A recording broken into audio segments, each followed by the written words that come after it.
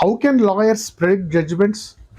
After all, there are two sides of a coin, and each lawyer presents his case, that is to say, his side of the coin, and leaves it to the judge, who is assumed to be an embodiment of justice, that is, Nyayamurti, to solve the mystery and deliver justice.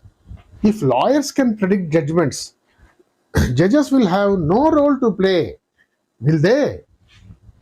Lawyer's job is to project jigsaw puzzles at judges, and it is for the judges to solve them.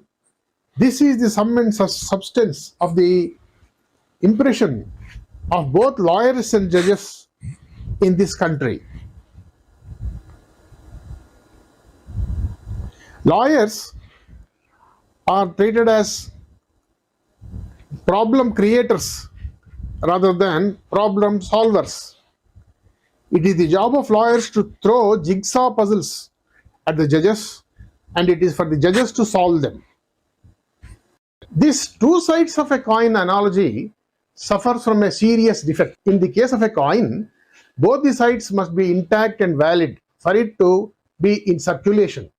In a court judgment, in most cases, the judge cannot say that the arguments of both the sides are valid. One must be valid, that is to say, a good case or a diamond, and the other must be untenable, that is to say, a cheap stone. The judge's role is to merely certify which side possesses a diamond and which side clings to a cheap stone from a standpoint of law. Advocates are not meant to be one-eyed monsters to look at only one side of a case. They do acquire a binocular vision in most cases.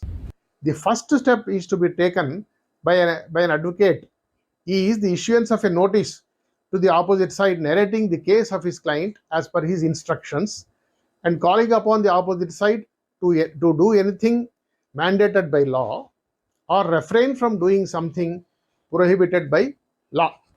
The lawyer on the opposite side will have the benefit of knowing the case of both the parties, one as contained in the lawyer's notice and the other as stated to him by his client. If the contents of the original notice are legally tenable, either wholly or in part, the opposite lawyer should advise his client to comply with the notice so as to avoid costly litigation.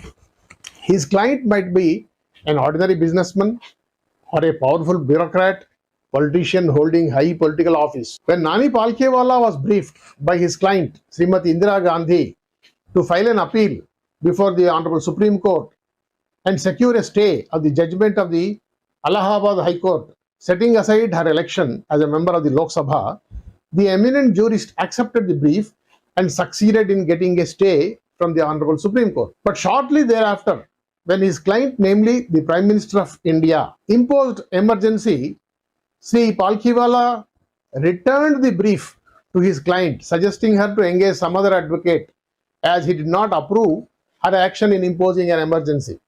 I am stating this only to show that a lawyer cannot be compelled by his client to act against what the advocate thinks to be right. I am not commenting on the merits of the decision to impose internal emergency, as that is beyond the scope of my lecture. I therefore request those in my audience who felt that the emergency was justified not to give me a political color. The next weapon an advocate enjoys is provided by Order 11 CPC, calling for selection of documents which are proved to be in possession of the opposite party. This will enable him to know the other side of the coin. Order 12 Civil Procedure Code also gives a weapon to the lawyer to call upon the opposite side to admit the validity of certain documents or the existence of some facts.